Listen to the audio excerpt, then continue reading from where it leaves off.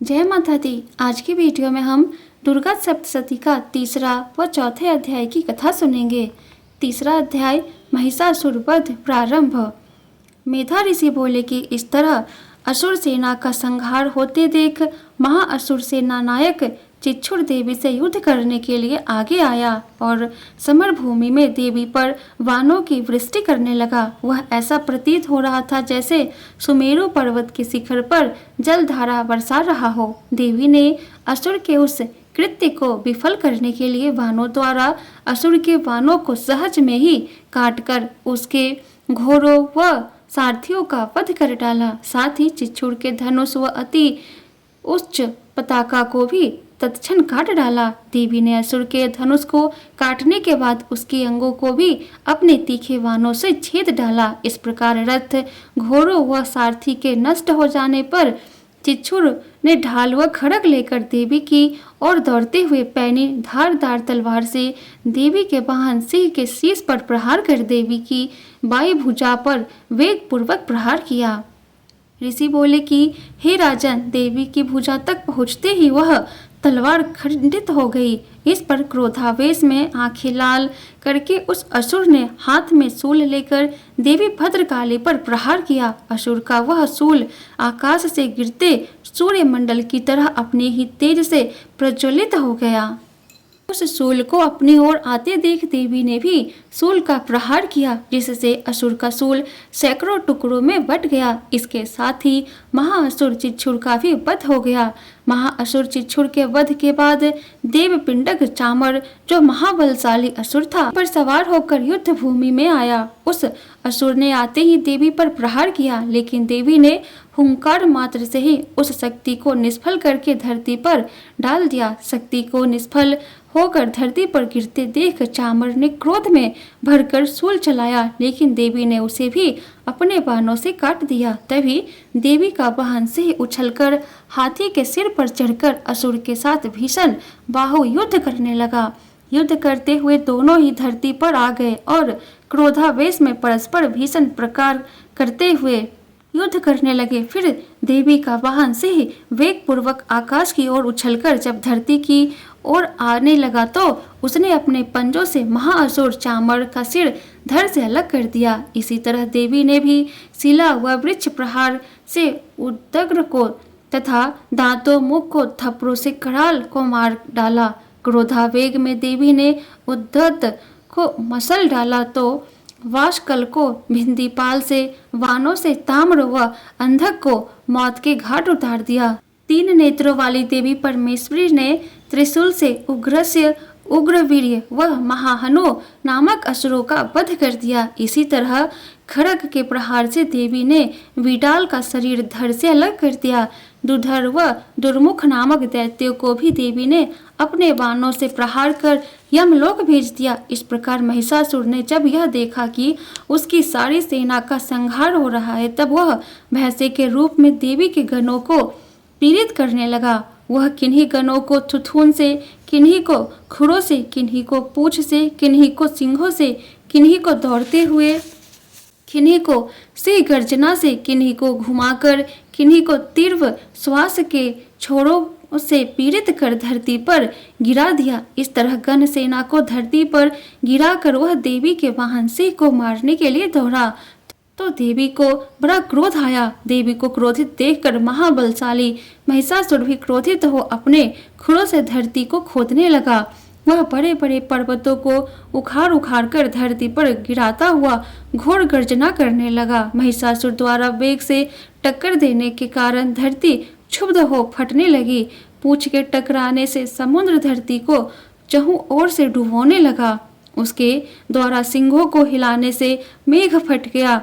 उसके निश्वास लेने पर निकली प्रचंड वायु के वेग से आकाश में उड़े सैकड़ों ही पर्वत धरती पर गिरने लगे। इस तरह क्रोधावेश में उस महाअसुर को अपनी ओर आते देख चंडिका देवी ने उसका वध करने के उद्देश्य से महाक्रोध किया। देवी ने पास फेंक कर उस महाबलशाली असुर को बांध लिया। जब महिषासुर पास में बंध गया तो उसने भैंसे का रूप त्याग कर तत्काल सिंह का रूप धारण कर लिया। जब देवी सिंह बने उस असुर का शीश काटने को तैयार हुई तो वह असुर उसी समय तलवार हाथ में धारण किए पुरुष के रूप में दिखाई पड़ने लगा। उसी समय देवी ने तत्परता दिखाते हुए ढाल व तलवार से पुरुष रूप उस असुर को बींध दिया। लेकिन तभी महिषासुर ने विशाल हाथी का रूप धारण कर लिया और अपनी सूंड से देवी के वाहन विशाल सिंह को खींचते हुए घोर गर्जना करने लगा। जब वह सिंह को खींच रहा था तब देवी ने उसकी सूंड काट दी। इस पर वह महाअसुर पुनः भैंसा बन गया और पूर्व की भांति ही चराचर जीवों सहित त्रैलोक्य को पीड़ित करने लगा। उस दैत्य को ऐसा करते देख क्रोधित जगत जननी चंडिका बार बार उत्तम मधु का पान कर नेत्रों को लाल कर हंसने लगी। दूसरी ओर बल व पराक्रम के नशे में चूर हुआ वह असुर गरजने लगा।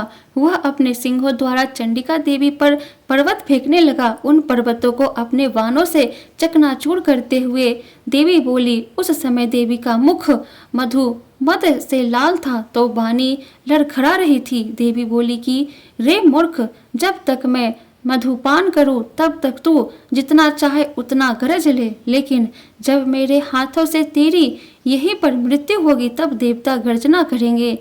मेधा ऋषि बोले कि उस असुर से ऐसा कहकर देवी उछलकर उस पर जा चढ़ी और अपने पदाघात से दबाते हुए शूल द्वारा उसके गले पर आघात किया।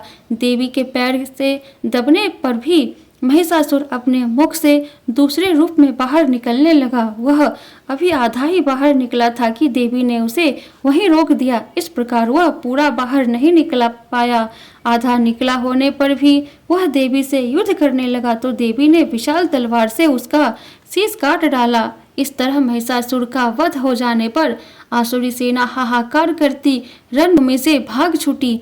यह देख देवता सुखी हो गए। उन्होंने दिव्य ऋषि के साथ देवी की स्तुति की। गंधर्वराज गायन करने लगे और अप्सराएं नृत्य करने लगी। मार्कंडेय पुराणगत सार्वनिक मनवंतर की कथार्थगत देवी महात्म्य का महिषासुर वध नामक अध्याय 3 संपूर्ण। चौथा अध्याय सक्रादीय स्तुति प्रारंभ। मेधा ऋषि बोले कि महाबलशाली दुष्ट आत्मा महिषासुर का आसुरी सेना सहित जब देवी ने वध कर दिया तब इंद्रादि देवता विनम्र भाव से नतमस्तक हो नमन करते हुए देवी की उत्तम वचनों से स्तुति करने लगे। उस समय हर्ष के कारण देवी के मनोरम अंगों में रोमांच हो गया। स्तुति करते हुए देवता बोले कि सर्व देवों की शक्ति का समुच्चय ही जिनका स्वरूप है तथा जिस देवी ने निज शक्ति से सारे संसार को व्याप्त किया हुआ है, सभी देवता व महर्षि जन की जो पूजनीय है, उन देवी जगदम्बा को हम भक्ति भाव से नमन करते हैं। वह देवी हमारा कल्याण करे। जिनके अतुलनीय प्रभाव बल का बखान करने में भगवान अनंत ब्रह्मा व शिव भी सक्षम नहीं है, वही देवी चंडिका संसार का पालन व अमंगल के भय का नाश करे। हे देवी, हे दुर्गे, आप पुण्य आत्माओं के घरों में लक्ष्मी के रूप में, पापियों के घरों में अलक्ष्मी के रूप में, निर्मल मन वाले पुरुषों के हृदय में बुद्धि के रूप में वास करती है। ऐसी ही हे देवी दुर्गे, हम आपको नमन करते हैं। हे देवी, आप सारे संसार का पालन करें। आपके अचिंत्य रूप का असुर नाशक महा पराक्रम का देव दानवों के समक्ष युद्ध में प्रदर्शित आपके अद्भुत चरित्र का बखान हम कैसे करें। चराचर जगत की उत्पत्ति का कारण आप ही है। आप त्रिगुणमय है। त्रिगुणमय होने पर भी त्रिगुणों से रहित है। शिव विष्णु आदि देवता भी आपका भेद नहीं जान पाते, क्योंकि सबकी आश्रय भूता आप ही है। यह सारा चराचर जगत आपका अंश मात्र है, क्योंकि सबकी आदिभूत अव्याकृता प्राकृति आप ही है। हे देवी, सभी यज्ञ आदि में जिसके उच्चारण करने से देवताओं की तृप्ति होती है, वह स्वाहा आप ही है। आप ही पितरों की तृप्ति का भी कारण है, अतः सभी आपको स्वधा कहते हैं। हे देवी, जो मोक्ष प्राप्ति का साधन है, जो अचिंतन्य महाव्रता स्वरूपा व निर्दोष है तथा तत्व को ही सबका सार समझकर मोक्ष की अभिलाषा से मुनिगण जिस विद्या का अभ्यास किया करते हैं, वह पर विद्या आप ही है। शब्द स्वरूपा अति पावन ऋग्वेद, यजुर्वेद व गीत के सुंदर पद पाठ से युक्त सामवेद का आधार भी आप ही है। हे देवी, आप वेद त्रय स्वरूपा भगवती है। इस संसार की उत्पत्ति व पालन के लिए कृषि व आजीविका के रूप में आप ही अवतरित हुई है। सांसारिक कष्टों का नाश करने वाली भी आप ही है। जिस मेधा शक्ति द्वारा शास्त्रों के ज्ञान सार को जाना जाता है, वह भी आप ही है।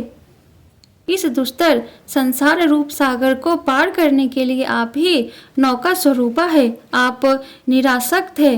कैटभ रिपु भगवान विष्णु के हृदय में वास करने वाली लक्ष्मी व भगवान शिव द्वारा सम्मानित गौरी देवी भी आप ही है। यह बड़े आश्चर्य की बात है कि आपका मुखमंडल मंद मुस्कान से शोभायमान, निर्मल, पूर्ण चंद्र के बिंब जैसा, स्वर्ण की मनोरम आभा जैसा दमकता हुआ है। तब भी महिषासुर ने क्रोधावेश में आप पर प्रहार किया। हे देवी, आपका वही मनोहर मुखमंडल क्रोधावेश से युक्त हुआ तो वह चंद्रमा के समान लाल व भौवे तनी होने से विकराल हो गया। ऐसे मुखमंडल को देखकर भी महिषासुर के प्राण शीघ्रता से नहीं निकल पाए। यह उससे भी बड़ा आश्चर्य की बात है, क्योंकि क्रोधित यम को देखकर ऐसा कौन है जिसके प्राण न उड़ जाए। हे देवी, आप प्रसन्न हो जाए। परमात्मा स्वरूप आपकी प्रसन्नता से संसार का अभ्युदय होता है, और जब आप क्रोधित होती है तो कितने ही कुलों का तत्काल विनाश कर देती है। इस बात को हमने अभी अनुभव किया है, क्योंकि आपने क्रोधावेश में महिषासुर की विशाल सेना को क्षण मात्र में ही नष्ट कर दिया। सदैव अभ्युदय करने वाली आप जिन पर भी प्रसन्न हो जाती है, वही देश में सम्मानित होते हैं। उन्हीं को धन व यश की प्राप्ति होती है। ऐसे ही लोगों का धर्म कभी स्थिर नहीं होता, और वही स्वस्थ स्त्री, पुत्र व नौकरों से युक्त व धन्य होते हैं। हे देवी, पुण्य आत्मा लोग आपकी कृपा से ही श्रद्धा भाव से यज्ञ आदि करते हैं तथा धर्मानुकूल आचरण करते हैं। ऐसे आचरण के प्रभाव से ही वे स्वर्ग में जाते हैं, कारण कि आप तीनों लोका में निश्चित ही मनोकूल फल प्रदान करने वाली है। हे माँ दुर्गे, स्मरण करने पर आप सभी जीवों का भय दूर कर देती है तथा स्वस्थ जनों द्वारा चिंतन मनन किए जाने पर उनको कल्याणकारिणी बुद्धि भी प्रदान करती है। दुख, दारिद्र्य व भय को दूर करने वाली हे देवी, आपके अतिरिक्त अन्य कौन है जो सबका भला करने के लिए सदैव ही द्रवित होता है।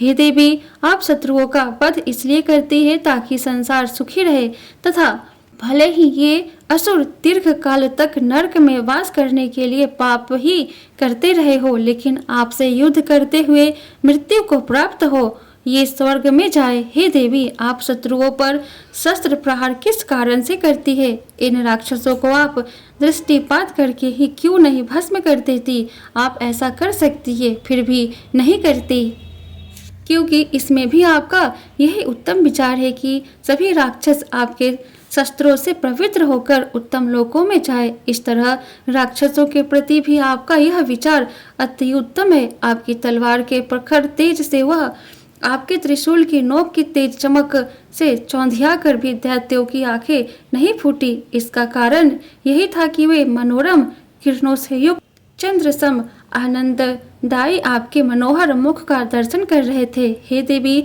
आपका शील दुष्टों के दुराचरण को भी दूर करने वाला है। इसके अलावा आपका यह रूप ऐसा है जो चिंतन में नहीं आ सकता तथा जिसकी कभी अन्य के रूप में तुलना नहीं की जा सकती। हे देवी, आपका बल व पराक्रम अन्य असुरों का नाशक है, जिन्होंने किसी समय देवताओं के पराक्रम को नष्ट कर दिया था। इस तरह ऐसा करके आपने दया भाव भी प्रकट किया है। हे देवी, आपके पराक्रम की तुलना भला किससे की जा सकती है? शत्रुओं के लिए भयप्रद व अति मनोरम रूप आपके अतिरिक्त और किसका हो सकता है? अर्थात किसी का भी नहीं। हृदय की कोमलता व युद्ध में ऐसी निष्ठुरता, ये दोनों ही बातें तीनों लोकों में केवल आप में ही देखने को मिलती है। हे माते, शत्रुओं का नाश करके आपने तीनों लोकों की रक्षा की है। आपने शत्रुओं को युद्ध में नष्ट करके स्वर्ग में भेजा है, तो हमें राक्षसों से निर्भय कर दिया है। हे देवी, आपको नमन है। हे देवी, त्रिशूल से आप हमारी रक्षा करें। हे अंबिके, आप तलवार से हमारी रक्षा करें। घंटा ध्वनि व धनुष की टंकार से भी आप हमारी रक्षा करें। हे चंडिके, पूर्व पश्चिम दक्षिण दिशा में आप हमारी रक्षा करें। हे ईश्वरीय, अपना त्रिशूल घुमाते हुए आप उत्तर दिशा में हमारी रक्षा करें। तीनों लोकों में आपके जो सौम्य व भीषण रूप है, उनसे भी आप हमारी रक्षा करें। आप इस भूमंडल की भी रक्षा करें। हे अंबिके, आपके हाथों में शोभायमान खड्ग, त्रिशूल, गदा आदि जो अस्त्र है, उनके द्वारा आप सब तरफ से हमारी रक्षा करें। मेधा ऋषि बोले कि देवताओं ने जब इस प्रकार से जगत जननी देवी दुर्गा की स्तुति की तथा नंदन वन के दिव्य पुष्पों व गंध चंदन आदि से उनका पूजन कर भक्ति भाव से दिव्य धूपों की गंध निवेदित की, तब देवी ने प्रसन्न होकर प्रण पूर्वक देवताओं से कहा, हे देवताओं, आप सब अपनी वांछित वस्तु मुझसे मांगो। इस पर देवता बोले कि हे देवी, आपने हमारे सभी मनोरथ पूरे कर दिए। अब कुछ भी इच्छा शेष नहीं है, कारण कि हम देवताओं का शत्रु महिषासुर मारा जा चुका है। हे महेश्वरी, फिर भी यदि आप हमें वर देना चाहती है तो यह वर दे कि जब भी हम आपका स्मरण करें, आप हमें दर्शन देकर हमारे कष्टों को दूर करें। हे प्रसन्न वंदन अंबिके, जो भी मनुष्य इस स्तोत्रों से आपकी स्तुति करे, आप उनको वित्त समृद्धि वैभव प्रदान करने के साथ ही उनकी धन स्त्री आदि संपदा की वृद्धि करे तथा हम पर सदैव प्रसन्न रहे। मेधा ऋषि बोले कि हे राजन, देवताओं ने जब संसार व अपने कल्याण के लिए भद्रकाली को इस प्रकार अपने अनुकूल कर लिया, तब तथास्तु कहकर देवी वही अंतर ध्यान हो गई। ऋषि बोले कि हे राजन, तीनों लोकों के हितार्थ जिस तरह देवी अवतरित हुई थी, वह सारा वृतांत मैंने तुम्हें बता दिया। अब वह कथा सुनो जिसमें शुंभ निशुंभ असुरों के वध व सभी लोगों की रक्षा के लिए गौरी देवी ने जिस प्रकार देह धारण की थी, वह सारा वृतांत बतलाता हूँ, ध्यान पूर्वक श्रवण करे। मार्कंडेय पुराण तगत सार्वनिक मनवंतर की कथार्थगत देवी महात्म्य का सक्रादि स्तुति नामक चौथा अध्याय संपूर्ण। बोलो दुर्गा माता की जय, शेरों वाली माता की जय।